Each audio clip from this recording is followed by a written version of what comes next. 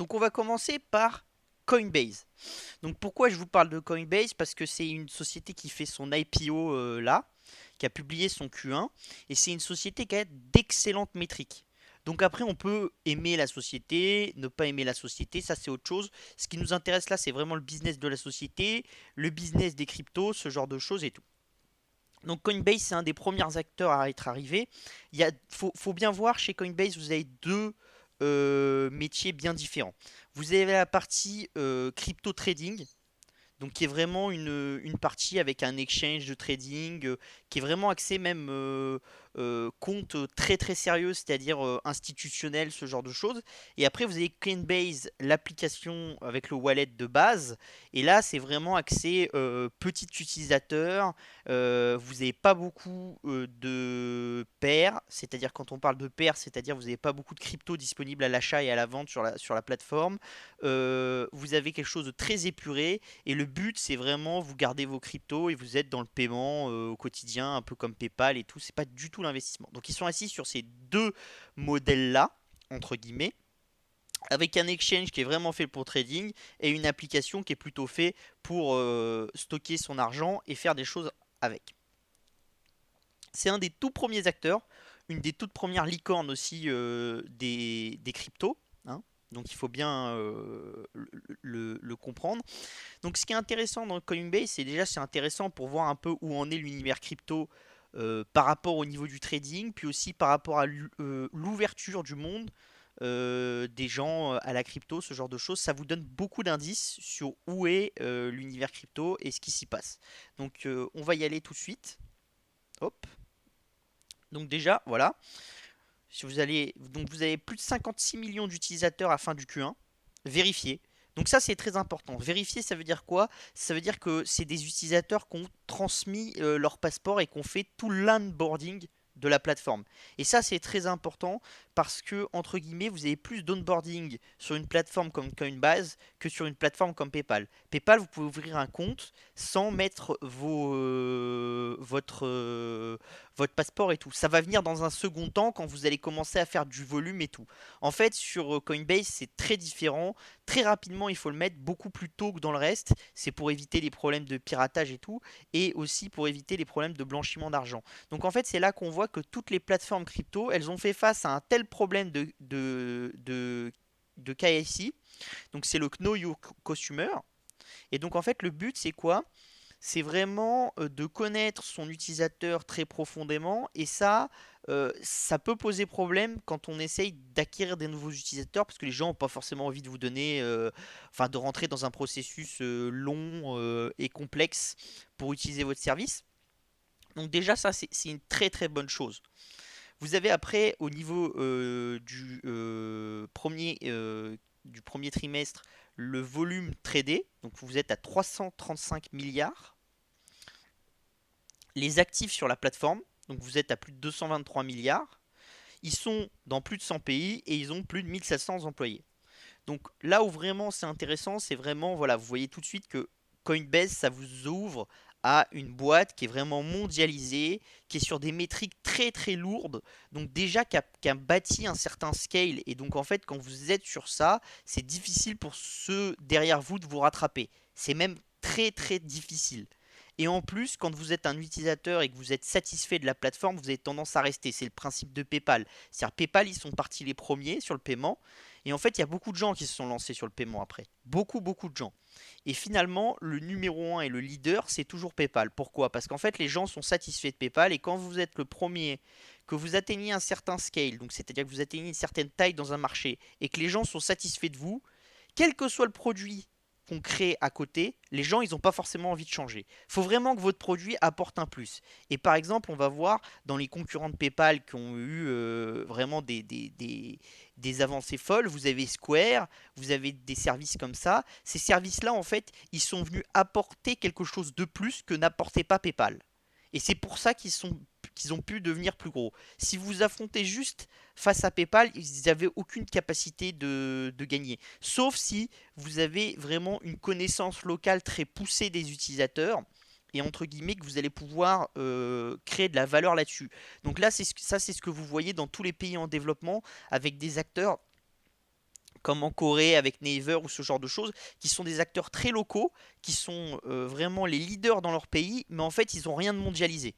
Ils sont leaders chez eux et ils arrivent à l'être parce qu'en fait ils connaissent tellement bien le terrain chez eux et les gens ont tellement d'avantages à passer par eux parce qu'ils ont une variété de services qui est tellement forte que effectivement ça a sens, ça fait du sens.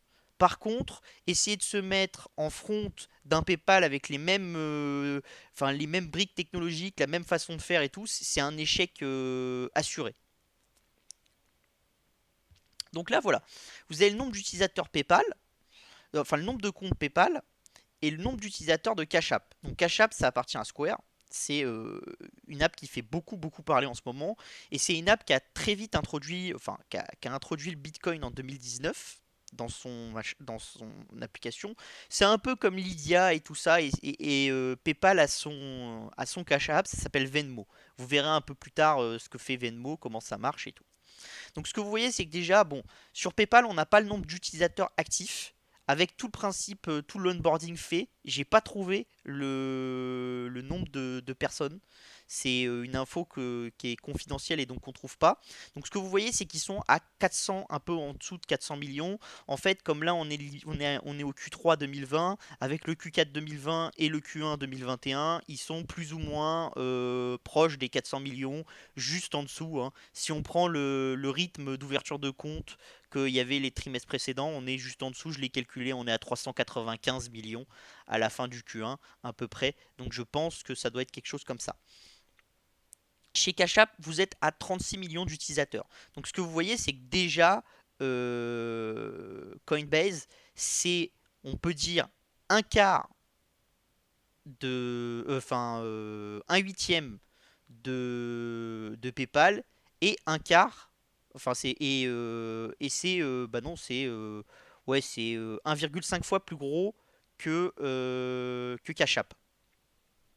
Donc déjà, ça c'est intéressant, ça vous donne des métriques de comparaison, même si, attention, Coinbase, c'est pas du tout le même business que PayPal, il faut mettre ça en perspective, mais ça vous donne une idée à peu près de qu'est-ce que ça représente, 56 millions d'utilisateurs, qu'est-ce que ça représente dans l'univers de l'Internet de maintenant, et ce que vous pouvez en tirer. Et dites-vous bien que plus vous êtes sur un service, entre guillemets, complexe, plus entre guillemets, plus vous avez d'utilisateurs, plus vous allez en tirer de revenus.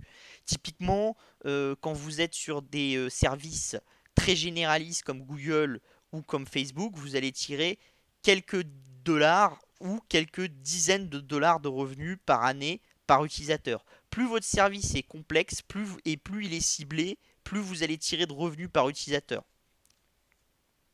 Et il y a la fréquence d'utilisation de votre service qui est intéressant. Ce qui fait aussi la réussite de PayPal, c'est que la fréquence d'utilisation de PayPal, elle est très haute. Parce qu'en fait, vous utilisez quasiment tous le bouton payer en une fois avec PayPal, parce que ça vous assure une sécurité. Et donc ça, c'est une fréquence qui est assez forte. Chez Cash App, il y a la même chose. Comme c'était un système où on pouvait se rembourser, mais en fait, là où il a beaucoup marché au tout début en 2016, c'est sur les facs pour se rembourser des soirées et tout. Et comme en fait, vous faites beaucoup de soirées, il y avait une forte utilisation de l'application et les gens, en fait, ils l'utilisaient plusieurs fois par jour. Et ça a une forte valeur parce que ça veut dire que quand vous allez acquérir un client, vous allez avoir besoin de le monétiser sur enfin, sur un nombre important de transactions. Et donc ça veut dire que votre marge par transaction, elle peut être très faible et pourtant vous allez faire beaucoup d'argent. On va voir que c'est pas vraiment le cas sur Cash App, mais c'est parce qu'ils ont réussi à scale très fortement leur manière de faire et qu'en fait comme ils naviguent avec leur propre compte client et sans avoir une infrastructure très complexe, ils font énormément de marge. Donc là, vous avez le volume de paiement. Donc vous avez Venmo, vous avez Square et vous avez Zili. Zili, on va pas en parler. C'est une très belle boîte. On va pas en parler. Ce qui vous intéresse, c'est quoi? C'est Square et Venmo. Vous voyez que Venmo, c'est parti plus tard et vraiment, c'est monté beaucoup plus vite que Square. Pourquoi ça? Parce qu'en fait, là, vous avez la puissance de l'effet PayPal. C'est-à-dire, comme PayPal connaît les gens, comme les gens, ils ont PayPal, ils ont confiance en PayPal, PayPal pousse Venmo et ça se passe bien. Ce que vous voyez, c'est que sur Cash App, vous avez 1,2 milliard de profit en 2020. d'accord? Pour un, euh, un revenu de 5,9 milliards. Donc vous avez une rentabilité qui est très très forte.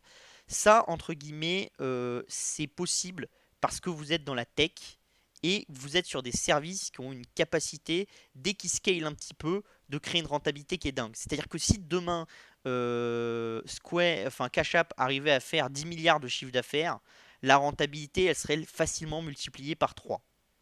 Donc vous voyez que ça monte très très vite. Et ça crée beaucoup d'argent. Et même Jack Dorsey, qui est le CEO de Square, il vous dit Cash App, ça gagne trop d'argent. C'est trop rentable. C'est pas normal. Pourquoi ça? Parce qu'en fait, je vous l'ai déjà expliqué, c'est souvent le cas maintenant. C'est en fait, vous avez une tendance maintenant au fait que quand vous créez un bon service, il va acquérir un plus ou moins monopole ou un oligopole. Et plus vous avez de gens, plus entre guillemets vous allez créer de revenus. Ce que vous voyez aussi, c'est que ce qui a fait aussi une partie du succès de Cash App, c'est quoi? C'est en 2019, ils ont introduit le Bitcoin, d'accord? Donc le Q1, quand ils ont introduit le Bitcoin, ils avaient 510 millions de volume sur le Bitcoin, hein. Au Q2, ils en avaient 4 milliards 57. Et vous n'étiez pas encore à l'explosion comme on voit maintenant, hein. C'est-à-dire que le Q2 2019, le marché des cryptos, il était compliqué. Donc ça représente, maintenant on n'a plus tous les détails parce que Square nous les donne plus, mais ça représente quand même une énorme force de Cash App, ce fait d'être sur le Bitcoin. Et ça prouve que les gens, ils ont envie d'avoir ça. Voilà. Et ils ont envie d'avoir ça d'une manière simple. C'est-à-dire ils veulent pas rentrer dans un exchange comme Binance en faisant du trading. Non, non. Ils ont envie de pouvoir acheter et vendre de l'Ethereum et du Bitcoin une fois de temps en temps quand ils ont envie. Et ça représente surtout les jeunes à la fac, ce genre de choses, qui préfèrent voilà, avoir un peu de Bitcoin, avoir un peu d'Ethereum. Donc voilà, ça c'est important et ça situe un peu le tableau. Pour situer un peu plus le tableau, j'ai pris les brokers américains, d'accord? Et vous avez le nombre de comptes actifs des brokers américains, d'accord? En nombre de clients, hein. C'est-à-dire que si un client a plusieurs comptes, on le compte qu'une fois. Donc, ce qu'on voit, c'est les infos à 2019. Donc, depuis, ça a quand même beaucoup monté, hein. Il faut bien vous dire, mais depuis, j'ai pas eu les communications 2020, donc j'ai pas pu update, mais ça a dû bien monter. Vous êtes à 12 millions pour le numéro 1, Charles Schwab. Vous êtes à un peu moins de 12 millions, enfin un peu plus de 12 millions pour TD. Et après sur E-Trade, vous êtes à 6 millions, enfin 7 millions. Et après, vous avez les autres qui sont bien plus bas. Faut savoir qu'il y a eu beaucoup de concentration dans ce secteur-là, énormément de concentration, et que les banques américaines ont commencé à se concentrer. Il y a eu pas mal de fusions-acquisitions. Je ne vais pas vous refaire toute l'histoire. Pourquoi est-ce qu'il y a pas mal de fusions-acquisitions? Parce que comme dans tout secteur, pour avoir une certaine taille, il faut vraiment acquérir des concurrents, avoir des business qui sont complémentaires. Et une fois que vous avez cette taille, vous allez avoir une marge qui va exploser. Et si vous êtes un petit acteur minuscule, vous n'avez pas de possibilité de scale. Et vous, le voyez, vous allez le voir en France. C'est-à-dire typiquement, par exemple, Bourse Direct, c'est un acteur qui est présent avant tout en France. Je vous assure que dans 10-15 ans, si Bourse Direct, ils sont pas capables d'acquérir ou d'être acquis par quelqu'un qui a une taille, ils vont être marginalisés sur le marché français et ils vont finir par mourir. Pourquoi? Parce qu'en fait, quand vous avez Saxo qui investit sur Bink, quand vous avez Flatex qui reprend De Giro, ce genre de choses, en fait, tous ces acteurs-là, ils vont consolider un business sur une verticale qui est le trading sur toute l'Europe. Et une fois qu'ils vont atteindre un certain nombre de clients, un certain volume sur leur plateforme et tout, ils vont pouvoir commencer à négocier avec Euronext et ce genre de choses. Et ils vont créer énormément de marge. Et en plus, ils vont avoir une faculté de créer des nouveaux produits et d'investir plus rapidement dans ces nouveaux produits qui va être très très fort. Enfin très forte, pardon.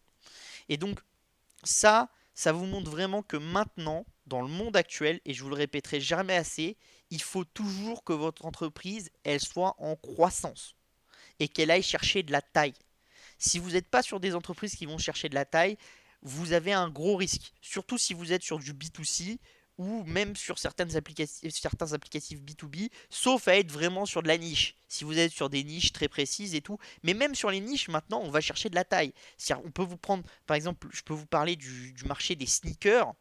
les marchés des sneakers collector, pendant tout un temps, il y avait énormément de plateformes différentes et il y avait un foisonnement dans le marché. C'est-à-dire vous aviez beaucoup de revendeurs, vous aviez plein de petits sites, vous aviez des gens qui passaient par eBay, en France des gens qui passaient par Le Bon Coin et tout. Et ce qui se passe, c'est qu'en fait vous avez des gens qui sont en train d'arriver dans ce marché, comme StockX, ce genre de choses, et qui consolident ce marché et qui font the place to go. C'est-à-dire les gens qui veulent trader, donc qui veulent échanger des sneakers collector et tout, ils vont sur StockX. Là où avant, ils allaient sur une multitude de plateformes. Et ça vous montre que même sur des niches de marché, il faut toujours penser comment avoir la plus grosse part de marché sur sa niche. Et comment vraiment capter ce marché. Et si vous êtes sur des sociétés qui sont comme ça et qui ont capté le marché, entre guillemets, vous pouvez rester très longtemps, vous avez peu de chances de perdre à très très long terme.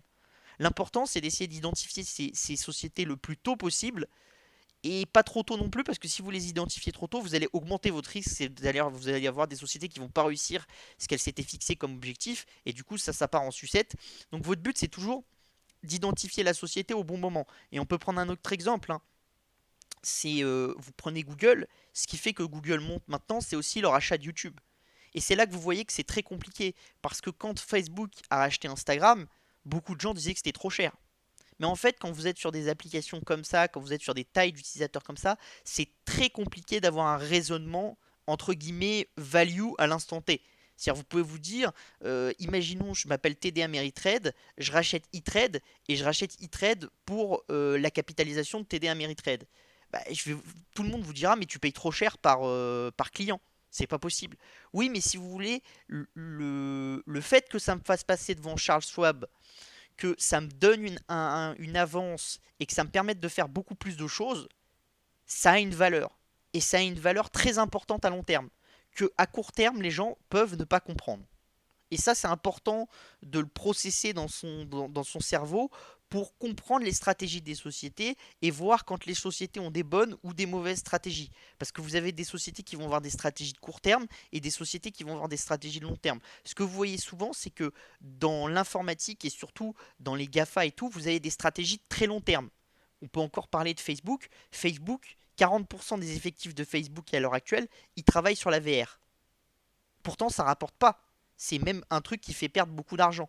Mais parce que Facebook pense que la VR c'est l'avenir, et du coup ils investissent massivement dessus en se disant faut pas qu'on le rate. Parce que le jour où, au lieu d'être sur Internet, sur PC, vous allez mettre un casque et vous balader dans un monde virtuel, Facebook comme plateforme, comme c'est pensé à l'heure actuelle, n'aura plus aucune valeur. Donc ils ont besoin de se sécuriser en se disant s'il y a une innovation qui est comme ça, on sera dedans et on fera partie des gagnants. Et toutes les sociétés qui font pas comme ça, le temps joue contre elles en fait. C'est un truc à processer dans sa tête, mais le temps joue contre elle. Et donc quand vous êtes un pétrolier et que vous n'avez pas de vision de l'avenir, le temps joue contre vous. Quand vous êtes Orange, que vous n'avez pas de vision de l'avenir, le temps joue contre vous. Quand vous êtes une grande banque comme BNP, que vous n'avez pas de vision de l'avenir, le temps joue contre vous. Ce qui va changer entre les sociétés que vous voyez qui sont leaders actuellement et celles qu'ils seront dans 50 ans, c'est d'avoir eu cette vision, entre guillemets. Donc, chez Coinbase, vous aviez eu cette vision sur les cryptos et il la déroule. On va voir. Pardon. Donc au premier trimestre, du coup, qu'est-ce qu'on voit? 56 millions d'utilisateurs. Les transactions, il y en a 6,1 millions par mois. D'accord? Au niveau des utilisateurs. C'est-à-dire que vous avez 6,1 millions d'utilisateurs qui vont faire une transaction tous les mois. Donc ça vous dit, il y a à peu près 10% de la base d'utilisateurs qui utilisent le service qui va faire une transaction au minimum une fois dans le mois. Sachant que vous avez des utilisateurs qui font plusieurs centaines de transactions dans la journée, ça dépend, c'est variable. Mais votre but, c'est vraiment d'avoir un MTU le plus haut possible parce que ça montre que les gens, ils utilisent votre plateforme et qu'ils ont envie de continuer à l'utiliser. D'accord? Donc ils ont 223 milliards de dollars d'assets sur la plateforme. Ça représente 11,3% des crypto-assets. Si vous comparez sur de la fiat monnaie, même en prenant des sous-marchés, vous avez quasiment aucun acteur du trading de l'heure actuelle, aucune plateforme, aucune banque qui a 11,3% d'un marché. Ça n'existe pas. Voilà, vous pouvez aller partout. Alors si vous allez dans des tout petits pays en Afrique et tout, vous trouverez ça. mais sinon, ça n'existe pas. C'est-à-dire, vous ne trouvez pas de personnes qui ont 11,3% des actifs d'un marché. Ça n'existe tout simplement pas. J'ai trouvé ça, si, j'ai trouvé ça sur certaines matières premières très particulières, certains métaux très très rares, où vous avez quelques acteurs qui en produisent et quelques acteurs qui en font l'échange, mais c'est pas du tout les sommes dont on parle là, donc ça a rien à voir. Et c'est pas non plus la croissance dont on parle là. Le volume de trading, c'est 335 milliards. Donc les revenus, c'est 1,5 milliard. Et l'EBITDA, c'est 1,5 milliard. Et le net income, c'est 730 à 800 millions de dollars. Donc vous voyez que déjà que la société en elle-même, vous êtes sur un univers qui est vraiment au tout début. C'est-à-dire, comme je vous l'explique souvent, l'univers des cryptos, vous avez encore peu de gens qui sont dessus. Même dans les pays où, entre guillemets, la crypto est utilisée vraiment pour ce à quoi elle a été faite au début, c'est-à-dire pour, pour servir de monnaie, entre guillemets.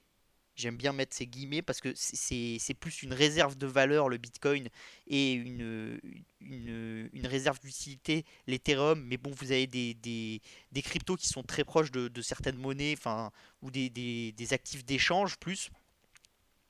Enfin bref, mais dans des pays où vraiment il y a un intérêt très important pour la crypto autre que le trading et l'investissement, donc vous allez prendre l'Argentine, le Venezuela, dans tous ces pays-là, vous avez vraiment une explosion de l'utilisation, mais vous êtes encore au début, hein. C'est-à-dire vous n'êtes pas avec 50% de la population qui utilise des cryptos, vous êtes encore sur quelques pourcentages de la population, donc vraiment vous dites que si vous avez une capacité de l'univers crypto d'entre guillemets se déployer sur tous ces pays en développement qui ont des problèmes de monnaie, c'est-à-dire qui ont des monnaies qui vont trop vite partir à la hausse ou à la baisse et qui ont des problèmes d'inflation. Et ça représente beaucoup de personnes. C'est la Turquie, le Brésil, l'Argentine, la majorité des pays africains, une partie des pays asiatiques. C'est vraiment un univers considérable. Bon, bah, si vous avez des gens qui commencent à se mettre dans la crypto massivement là-dedans, vous pouvez vous dire que vous êtes quand même au tout début de l'adoption de la crypto-monnaie. Et donc vous dites que malgré le fait qu'on soit au tout début, Coinbase, ils sont quand même vachement gros et vachement forts au tout début de l'adoption. Donc s'ils arrivent à garder cette part de marché à long terme, à être toujours aussi forts, franchement, c'est considérable. Et là où en fait c'est intelligent, c'est quoi? C'est qu'en fait comme ils sont partis les premiers, même sur les pays entre guillemets qui n'étaient pas les pays cœur au début, donc c'est-à-dire eux leur pays cœur c'était Canada et USA au tout début, et après ils sont venus en Europe et en Asie, même s'ils n'étaient pas premiers dans ces pays-là à l'époque, avec le temps ils sont arrivés premiers, et en fait si vous démarrez quelque chose localement maintenant, il vous faut absolument un actif de base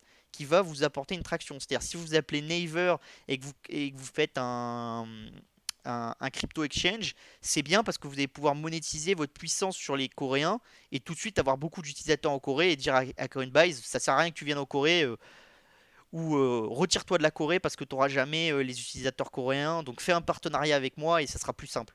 Par contre, si vous êtes en France, vous avez beaucoup de gens qui se sont lancés dans la crypto en France, beaucoup d'exchanges, mais ils n'ont pas pris de taille.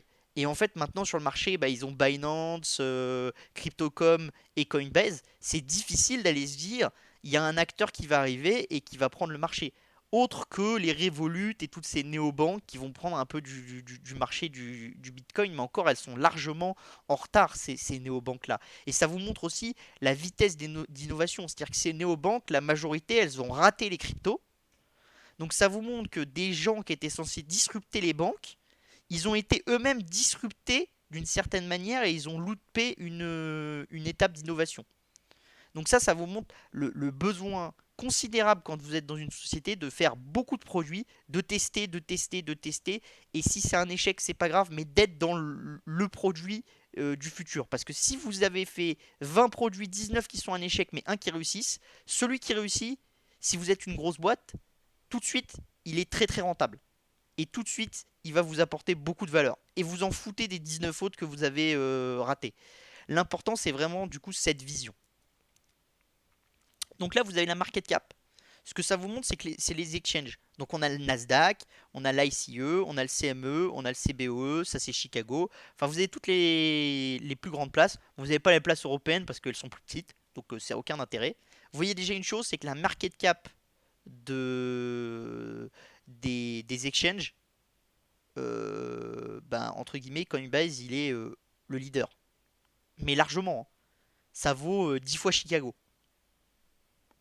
Ça vaut 4 fois le Nasdaq. Et c'est des gens qui sont là depuis des années.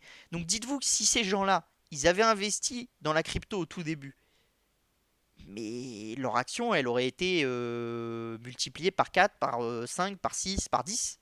Donc en fait, ils ont raté une innovation et ils se font dépasser par un nouvel acteur. Et vous voyez que ce nouvel acteur, il pèse 100 milliards de market cap alors qu'on est au début de l'univers des cryptos.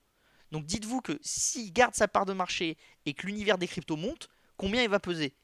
1000 milliards, 2000 milliards, 500 milliards. Vous ne pouvez pas savoir encore. Vous ne pouvez pas savoir parce qu'on est au début. Mais si vous voulez, ça vous montre à quel point les nouveaux marchés, la puissance justement d'avoir ces marchés qui sont tout de suite internationaux et où vous pouvez tout de suite aller acquérir du client partout dans le monde de façon très très agressive.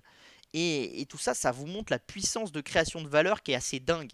Qui est assez dingue. Et par contre, ça vous montre aussi la concentration de valeur. C'est-à-dire que là, vous voyez très bien que sur les cryptos, vous avez Coinbase, vous avez quelques autres acteurs, alors que là, déjà, sur les exchanges, vous avez plusieurs acteurs américains, plusieurs acteurs européens, et ils sont tous de taille, et ils font tous du revenu, et ils font tous de la rentabilité. Donc vous voyez bien le principe vraiment clé de l'investissement maintenant, c'est la concentration qu'il y a et le fait que le winner take all et qu'il y a très peu de winners et qu'on est de plus en plus dans des oligopoles. Dans des oligopoles. Donc au niveau de la marge, vous voyez qu'au final, entre faire des cryptos ou faire du marché classique, c'est à peu près la même marge. Voilà. À part le Nasdaq qui a une marge qui est légèrement différente de celle de ses concurrents, les marges sont plutôt toutes aux alentours entre 60 et 65% pour tous les acteurs. Donc ça vous montre que c'est à peu près le même business, que c'est à peu près margé de la même façon et tout. Donc déjà, ça c'était pour faire un environnement de concurrence. Vous voyez aussi la croissance. Pourquoi est-ce que Coinbase est valorisé si cher? Parce qu'il croît à 464%, alors que tous ses concurrents, ils sont tous en croissance en gros de 5%, sauf CME qui est en décroissance de 0,4. Mais c'est un peu différent, il y a des effets de périmètre, enfin on va passer le souci. Voilà, voilà. Donc là, vous avez les Coinbase revenus, enfin les revenus de Coinbase par quarter, bon, donc par trimestre.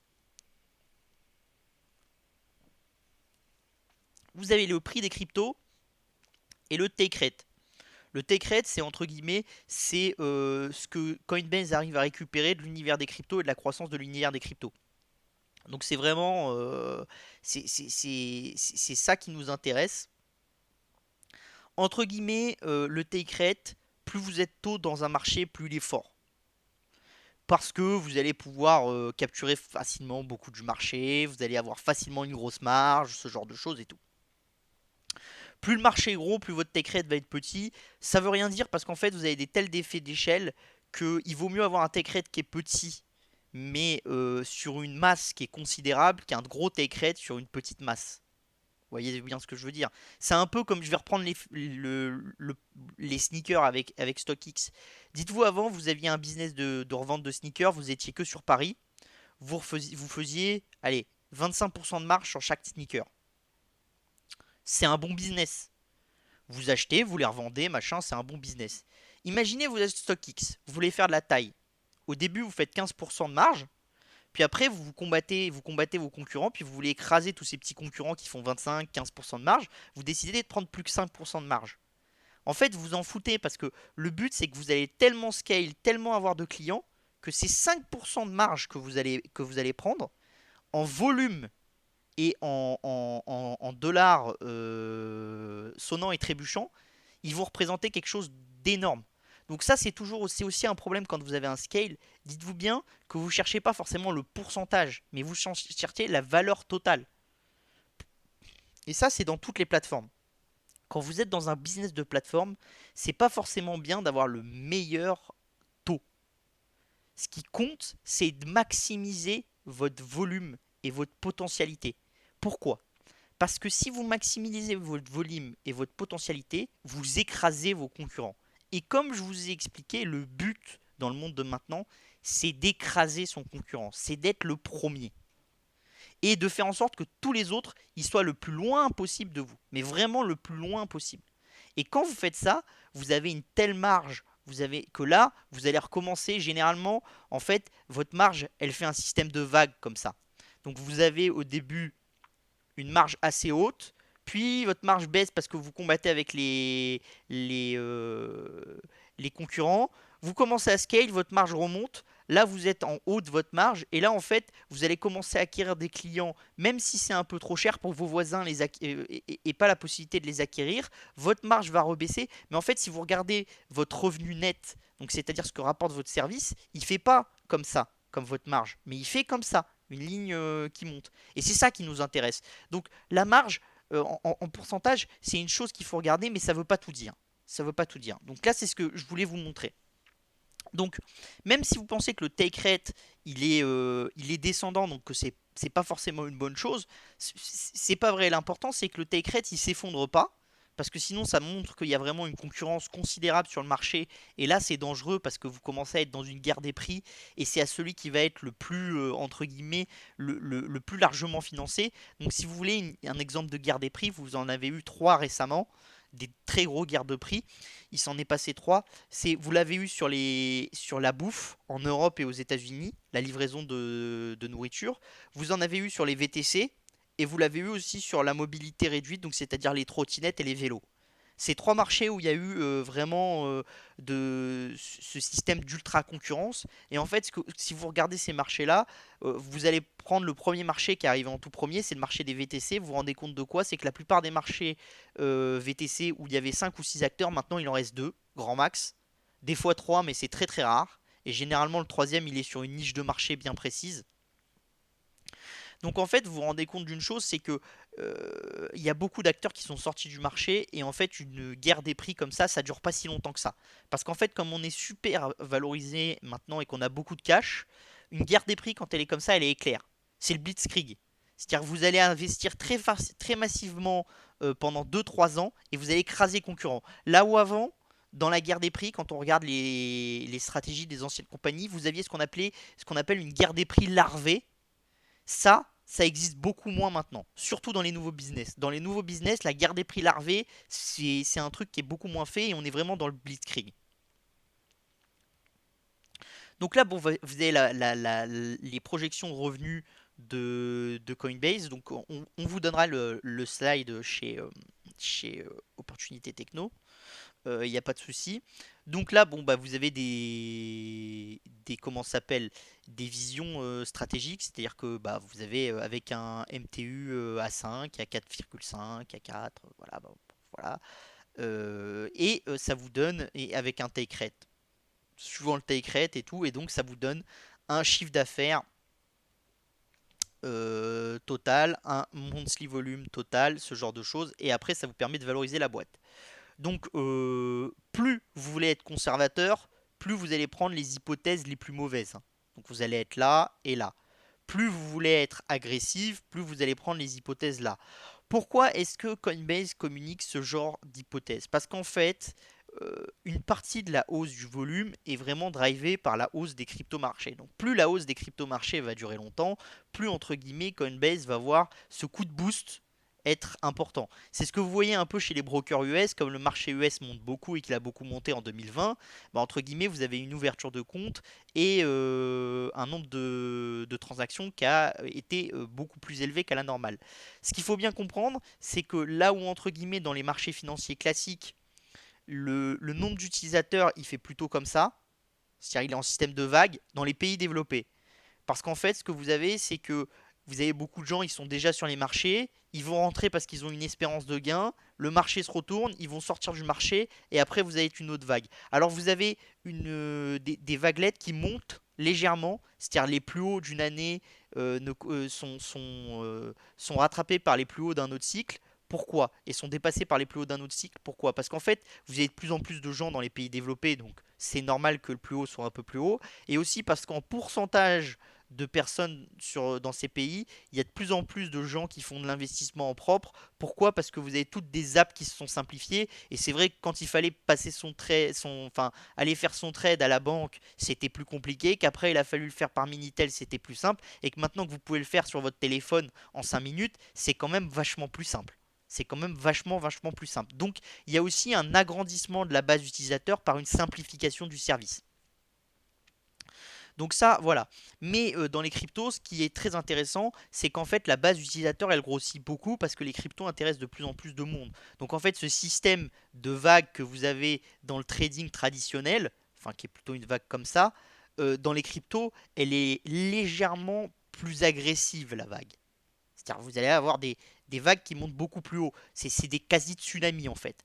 Mais par contre, vous avez pas, vous avez un lot qui va repartir comme dans un tsunami. Mais en fait, le point bas d'un tsunami dans les cryptos maintenant, il est quand même beaucoup plus élevé que le point bas du tsunami d'avant. C'est-à-dire si vous prenez, quand on va faire le retournement de cette vague de crypto, le nombre d'utilisateurs sur Coinbase, le nombre d'utilisateurs des cryptos, il sera quand même beaucoup plus fort que quand on a fait le point bas après 2017 et la spéculation. Beaucoup plus fort. Donc vous avez un marché structurellement en croissance. Et ça, c'est très intéressant, surtout si vous investissez sur un leader. Ça veut dire qu'en plus, il n'a pas à combattre pour innover et à aller chercher des nouveaux utilisateurs. Les utilisateurs vont entre guillemets venir tout seuls.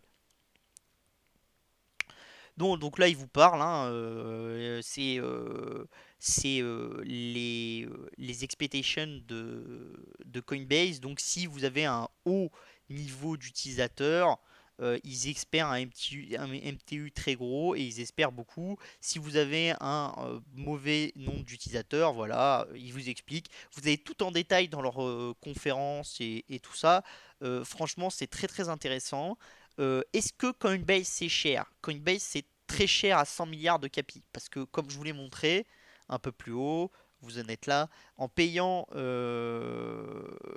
Coinbase à 100 milliards enfin même à 116 milliards de capi, vous allez payer un EBIT de quasiment 26 fois, sachant qu'on est dans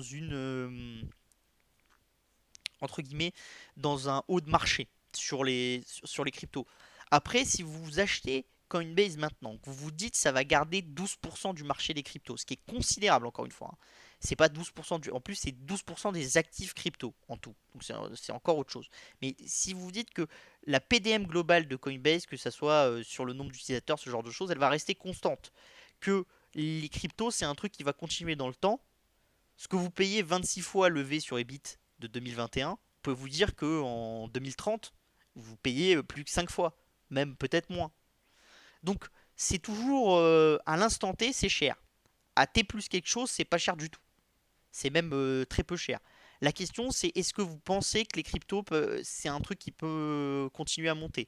Et après, la question que vous vous posez, c'est est-ce que si vous pensez que les cryptos vont continuer à monter, est-ce que c'est plus intéressant d'aller investir sur un Coinbase ou d'aller investir sur du Bitcoin ou sur autre chose? Ça, c'est une gestion de portefeuille, ça dépend comment notre portefeuille est constitué. Et ça, je peux pas y répondre pour vous. Mais en tout cas, c'est un actif très intéressant, Coinbase. Après, moi, je vous encourage à aller tester la plateforme. Pourquoi? Alors, parce que vous avez ce qui s'appelle Coinbase Earn. Et si vous n'avez pas de connaissances sur les cryptos, que vous connaissez très peu les cryptos, c'est vraiment très intéressant. Il vous explique comment ça marche. Et entre guillemets, il vous explique ça sur chaque crypto différente. Et ça vous rapporte de l'argent. C'est-à-dire vous allez voir des petites vidéos, vous allez répondre à des questionnaires, et il vous donne 10 dollars de cette crypto, 5 dollars de cette crypto. Pour certains, il faut avoir un minimum d'actifs sur la plateforme, pour d'autres non, ça dépend. Mais même si vous voulez rien mettre sur la plateforme et que vous n'allez pas forcément gagner d'argent du coup avec ces vidéos, allez juste les voir, juste pour votre apprentissage. C'est très intéressant, il y a beaucoup de choses à faire dessus, et vraiment, je vous encourage à y aller, parce qu'au niveau apprentissage de base, de comment marchent différentes cryptos, de qu'est-ce que c'est que le proof of stake, le proof of work, et tout ça, c'est très intéressant. En plus, elles sont en français. Enfin, elles sont en anglais, mais sous-titrées en français. Donc franchement, c'est un super moyen d'apprendre. Je vous encourage à aller dessus. Si vous voulez vous inscrire sur Coinbase, vous pouvez utiliser mon lien, c'est-à-dire vous pouvez faire coinbase.com/join/tos-o et ça me fera plaisir. Et voilà. Donc on a fini sur Coinbase.